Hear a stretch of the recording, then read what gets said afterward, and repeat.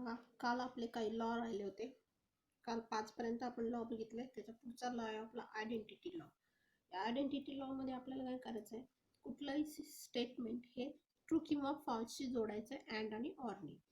म्हणजे P and T equal to P. आता हा टी म्हणजे काय असेल तर ट्रू असेल, किंवा हे अख्खं एक टॉटॉलॉजीचं स्टेटमेंट असेल. मग टॉटॉलॉजीचं कुठलंही स्टेटमेंट जर असेल, याच्या जागेवर कधी कधी टी पण असू शकतं, तर त्याची व्हॅल्यू किती येते, पी येते. तर तेच तुम्ही फॉल्सशी जोडलं म्हणजे P and F equal to किती येतं तर एफ येतं. आता हे अँड आणि अँडचं जे ट्रू आणि फॉल्सशी जोडलं तेच आपल्याला आता फॉल्सशी जोडायचं आहे ऑरनी, आणि टीशी जोडायचं आहे ऑरनी. मग आता बघा, P or F equal to P. तर P or T equal to T. हे थोडंसं उलट होतं. कसं बघा, पी अँड टी किती झालं, पी झालं. तेच एफशी जोडलं तर एफ झालं. तर ऑर मध्ये काय झालं, एफशी जोडल्यावर पी येत आहे आणि टीशी जोडल्यावर टी येत आहे. तर दुसरा आहे आपला कॉम्प्लिमेंट लॉ. कॉम्प्लिमेंट लॉ म्हणजे हे आपण बघितलंय टॉटॉलॉजी आणि कॉन्ट्राडिक्शन मध्ये. पी अँड निगेशन पी हे नेहमीच फॉल्स येतं. याचं जर टेबल तयार केलं तर हे सगळं फॉल्स येतं, म्हणजे कॉन्ट्राडिक्शन येतं. त्यामुळे इथं आपलं ह्याची व्हॅल्यू झाली F. It is always false. P or negation P हे नेहमी ट्रू येतं. याचा कॉलम जर आपण केला, याचं टेबल जर आपण केलं तर ते सगळं ट्रूथ व्हॅल्यू त्याच्या ट्रू येतात. म्हणजे हे नेहमीच ट्रू येत आहे, म्हणजे हे टॉटॉलॉजी आहे. आता हे खालचे लॉ आहेत. हा खालचा लॉ मात्र थोडासा वेगळा आहे, ऍब्सॉर्प्शन लॉ. ऍब्सॉर्प्शन लॉ काय बघा, पी ऑर कंसामध्ये आहे पी अँड क्यू. म्हणजे हा जो बाहेरचा पी आहे हा रिपीट झालाय आतमध्ये, मग याची किंमत आली पी. पुन्हा तेच अँड आणि ऑर रिप्लेस केले, P and P or Q. आता हा जे रिपीट झालंय त्याची व्हॅल्यू आली. जर इथं क्यू रिपीट झाला असता तर इथं क्यू आला असतं, बरोबर आहे ना. पुढं कंडिशनल लॉ. हे कंडिशनल लॉ इक्विव्हॅलन्स मध्ये आपण बघितलंय, P implies Q. This is equivalent to negation P or Q. तर बाय कंडिशनल लॉ म्हणजे P and if and only if Q आहे. तर हे आपण पाहिलेलं आहे याचं निगेशन करताना. ह्याची व्हॅल्यू काय ते, P implies Q and Q implies P. म्हणजेच ह्याची व्हॅल्यू इथं लिहिली आहे. पी इम्प्लाइज क्यू काय झाला, निगेशन पी ऑर क्यू झाला. तर क्यू इम्प्लाइज पी झाला, निगेशन क्यू ऑर पी झाला. हे मधला अँड इथंच राहिलं. आता हे फक्त थोडंसं वेगळं इक्वेशन आपण ह्याच्यात बघितलं होतं बघा, कॉन्व्हर्स इनव्हर्स कॉन्ट्रापॉझिटिव्ह मध्ये. पी इम्प्लाइज क्यू काय असतो, निगेशन क्यू इम्प्लाइज, इथं माझं सिम्बॉल चुकला, negation P implies negation Q implies negation P. आणि तेच इक्विव्हॅलंट काय असतं वरती आपण बघितलं, निगेशन पी ऑर क्यू. आता हे जे सगळे लॉज आहेत हे सगळे लॉ थोडेसे लक्षात ठेवायचे. यात महत्वाचं कुठले लॉ आहेत जास्त करून तर हे conditional, biconditional, complement, identity, किंवा सुरुवातीचे कालचे आपण जे बघितले होते ते कम्युटेटिव्ह, असोसिएटिव्ह, डिस्ट्रीब्युटिव्ह, डिमॉर्गन्स, हे सारखं आपल्याला लागतं. त्यामुळे हे थोडेसे लॉ जरा लक्षातच ठेवायचे. बघा, आता याच्यावरच आपण एक्झाम्पल बघणार आहे. Using the rules of negation, write the negations of the following with justification. म्हणजे आपल्याला निगेशन करायचं आहे आणि ते निगेशन कुठल्या फॉर्म्युल्यावरून केलं त्याचं तो फॉर्म्युला आपल्याला तिथे लिहायचा. आता याचं निगेशन करायचं. पहिले एक्झाम्पल काय बघा, पी अँड निगेशन क्यू. याचं आपल्याला निगेशन करायचं आहे. आता निगेशनचं मग आपण रूल बघितले, negation of disjunction, conjunction, negation of implication, double implication, या सगळ्या फॉर्म्युल्यांचा आपल्याला वापर करायचा. तुम्हाला ते फॉर्म्युले कुठले ते आठवतात का बघा. आपण काय लिहिलं तर हे फॉर्म्युले वापरायचे, negation of P and Q, negation of P or Q, किंवा negation of P implies Q. याची जी इक्विव्हॅलंट स्टेटमेंट आहेत ही आपल्याला लागणार आहेत. आता P if and only if Q, किंवा निगेशन ऑफ निगेशन पी, यांचा जास्त करून आपल्याला वापर करायचा. मग आता पहिले काय, पी अँड निगेशन क्यू. मग आता याचं निगेशन करायचं आहे म्हणजे आपण सोल्युशन मध्ये लिहिणार निगेशन कोणाचं करायचं आहे, पी अँड निगेशन क्यू. याचं आपल्याला निगेशन करायचं आहे. मग आता इथं न लिहिता आपण खाली जरा इक्विव्हॅलंट सिम्बॉल लिहूयात.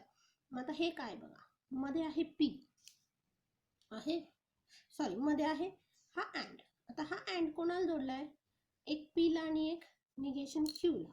म्हणजे आपला फॉर्म्युला कुठला आपल्याला वापरायचा आहे बघा, तर आपल्याला फॉर्म्युला वापरायचा आहे negation of P and Q. काय तो, तर negation P or negation Q येतो, बरोबर. मग त्या फॉर्म्युल्याचा वापर करायचा आहे.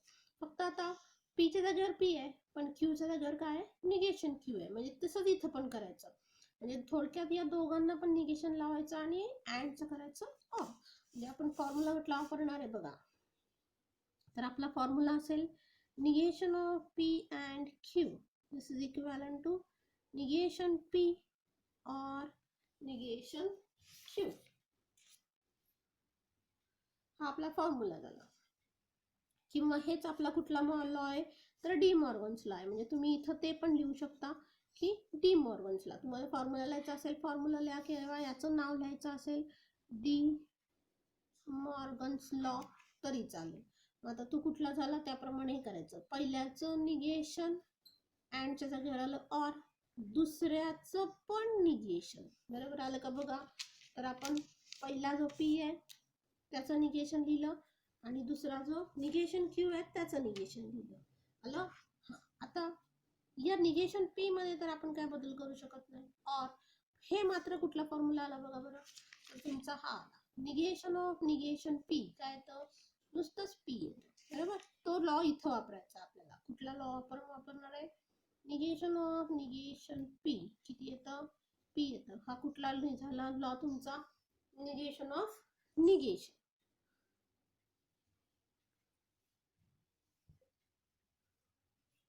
मग त्याच्या जागेवर आता तुम्ही काय लिहिणार, तर इथं लिहिणार क्यू. आलं. इथं पण जनरल फॉर्म्युला लिहिलाय, त्याचं इथं ऍप्लिकेशन करायचं एक्झाम्पल मध्ये. त्यामुळे इथलं इथं नाही लिहायचं, इथं आपले फॉर्म्युले जे आहेत ते लिहायचं. मग आता याचं निगेशन काय झालं, तर हे झालं. आलं. दुसरं एक्झाम्पल बघा, P implies P or negation Q. याचं आपल्याला निगेशन करायचं आहे. आता आपण काय लिहिणार, निगेशन ऑर कोणाचं करायचं आहे, P implies P or negation Q. याचं निगेशन करायचं. आता आपण इक्विव्हॅलंट खाली लिहूयात. आता हे काय बघा बरं, तर एक आहे पी इम्प्लाइज, हे दुसरं ब्रॅकेट आहे अख्खं. म्हणजे हा फॉर्मॅट कुठला आहे आपला, तर पी इम्प्लाइज हे क्यू आहे आपलं, बरोबर ना. मग पी इम्प्लाइज क्यू आहे, म्हणजे हे असं आहे negation of P implies Q. आता डायरेक्ट इम्प्लिकेशनचं निगेशन आपल्याला जर आठवत नसेल तर या इम्प्लिकेशनची व्हॅल्यू लिहायची, इम्प्लिकेशनचं फॉर्म्युला तुमचं लिहायचं. मग आता काय बघा बरं, आपल्याला माहिती आहे पी इम्प्लाइज क्यू किती येतं, इम्प्लिकेशनच्या फॉर्म्युल्याप्रमाणे किंवा कंडिशनल लॉ प्रमाणे पी इम्प्लाइज क्यू असतो निगेशन पी और क्यू. मग याच्या जागेवर आपण हा फॉर्म्युला वापरणार. काय, तर पहिल्याचं निगेशन करायचं आणि और लावून दुसरा तसाच लिहायचा. सो निगेशन ऑफ पी पुढं और हा दुसरा अख्खा तसाच कोण, तर पी और निगेशन क्यू. काय केलं कळलं, हा पी म्हणजे आपला फॉर्म्युल्यातला पी आहे, पण हे हा अख्खा ब्रॅकेट म्हणजे आपला क्यू आहे. त्याप्रमाणे आपण त्याचं ऍप्लिकेशन केलं. मग आता हे काय आलं, निगेशन पी और P and P or negation Q. आलं. मग आता याचं आपल्याला निगेशन करायचं आहे.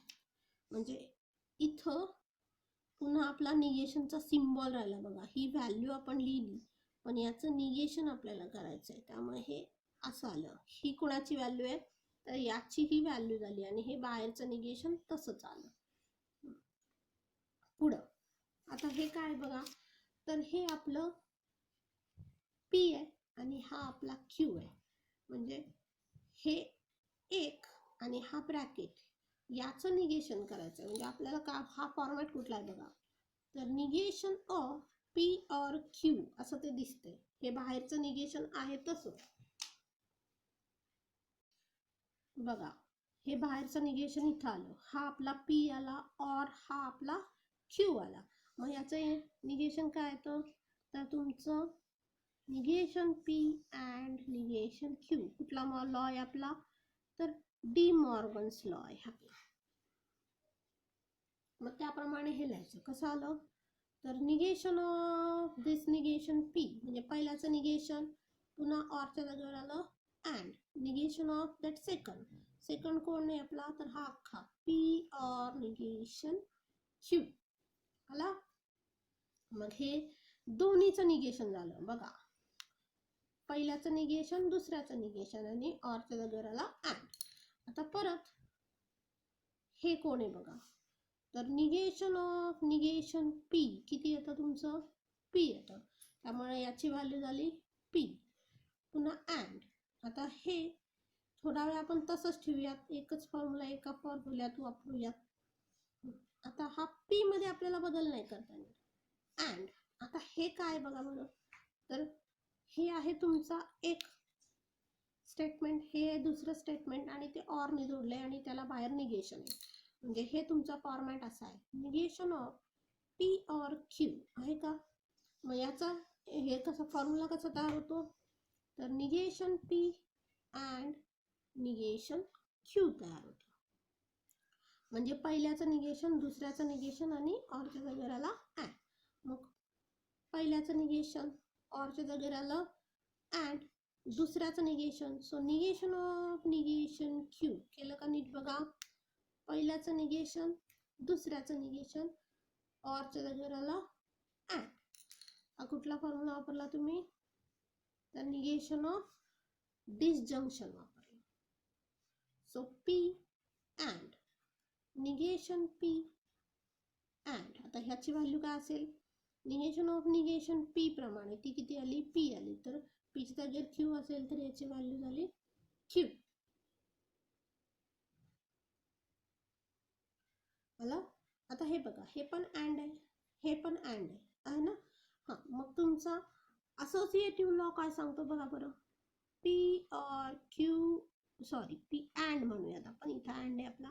P and Q and R हे आपल्याला असं लिहिता येतं. P and Q and R, किंवा हे आपल्याला असं लिहिता येतं P and Q and R. बरोबर. तुमच्याकडे हे असं दिसतंय बघा.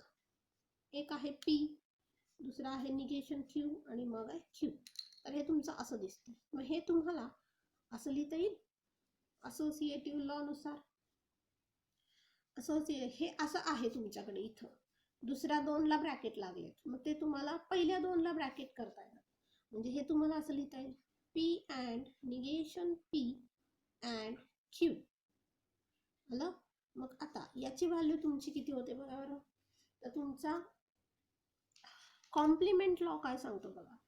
P and negation P, complement law P and negation P किती असतो? एफ असतो. कुठला लॉ आहे हा तुमचा? तर कॉम्प्लिमेंट लॉ आहे. मग या कॉम्प्लिमेंट लॉ नुसार याची व्हॅल्यू झाली एफ अँड क्यू. मग आता पुन्हा तुमचा आयडेंटिटी लॉ बघा. आयडेंटिटी लॉ मध्ये पी अँड एफ आपण एक घेतलं होतं. पी अँड एफ आहे तर तुमचं एफ. त्याप्रमाणे हे पी म्हणजे क्यू आहे आपला, मग हे काय आहे तुमचं? तर एफ आहे.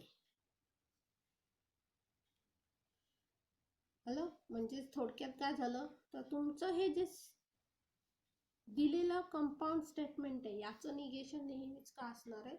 तर फॉल्स असणार आहे. तुम्ही काही केलं तरी ते फॉल्सच येणार. पुढचं एक्झाम्पल आहे P or negation Q and R. आता याचं निगेशन करायचं आहे आपल्याला.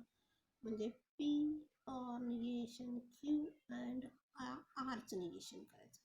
मग आता हे एक मानायचं, हे दुसरं आहे. मग आता हा फॉर्मॅट कुठला आहे तुमचा? तर negation of P and Q आहे. काय तर negation P or negation Q. कुठला लॉ आहे तुमचा हा? तर डी मॉर्गन्स लॉ आहे. म्हणजे हे झालं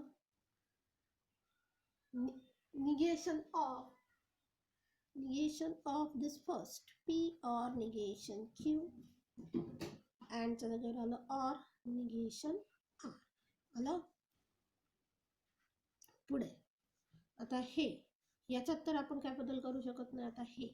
आता हे काय, एक आहे p, दुसरं आहे निगेशन क्यू याला ऑर ने जोडले म्हणजे तुमचा फॉर्म्युला आहे negation of P or Q काय तो तर negation P and negation Q कुठला लॉ आहे पुन्हा तर डी मॉर्गन्स लॉच आहे मग इथे कसं येणार negation P and negation of negation Q या पहिल्याचं निगेशन या दुसऱ्याचं पण निगेशन ऑर निगेशन आर आता निगेशन पी अँड याची व्हॅल्यू मग कशी येणार निगेशन ऑफ निगेशन पी काय येतं तर पी येतं निगेशन ऑफ निगेशन त्यानुसार हे आलं क्यू ऑर निगेशन आर आता याच्यामध्ये आपण काहीच बदल करू शकत नाही त्यामुळे हे इथंच सोडून द्यायचं पुढचा प्रश्न बघा rewrite the following statements without using if then चा वापर न करता खालील स्टेटमेंट लिहायचे आता पहिला एक्झाम्पल बघा if a man is a judge then he is honest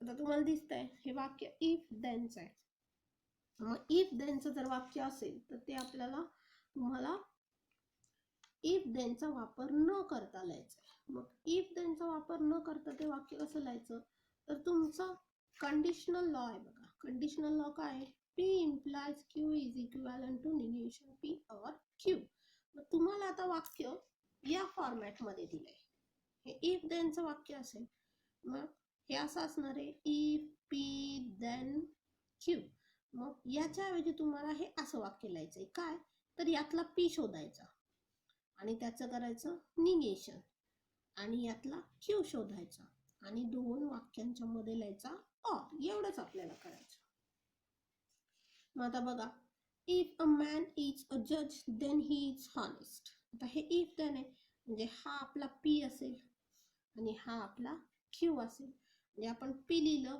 a man is a जज आणि क्यू लिहिलं ही इज ऑनेस्ट मग दिलेल्या स्टेटमेंटचा फॉर्मॅट कसा आहे the given statement is P implies Q असा फॉर्मॅट आहे इफ देनचा मग पी इम्प्लाइज क्यू काय असतं तर निगेशन पी आणि ऑर क्यू हे असं असतं मग पी काय बघा अ मॅन इज अ जज तर निगेशन पी काय असेल निगेशन पी काढायचं ना आता आपल्याला मग निगेशन पी काय असेल अ मॅन इज नॉट अ जज बरोबर हां मग दिलेलं स्टेटमेंट कसं लिहिणार आता आपण पी इम्प्लाइज क्यूच्या ऐवजी हे लिहायचं आहे म्हणजे अ मॅन इज नॉट अ जज आलं हा कोण झाला आपला निगेशन पी झाला पुन्हा ऑर हे काय झालं आपलं क्यू झालं आलं का बघा a man is not a जज or he is honest if देनचं वाक्य न लिहिता इफ देन ही शब्द न लिहिता आपण तेच वाक्य ऑर नी तयार करून लिहिलं याचा अर्थ तोच झाला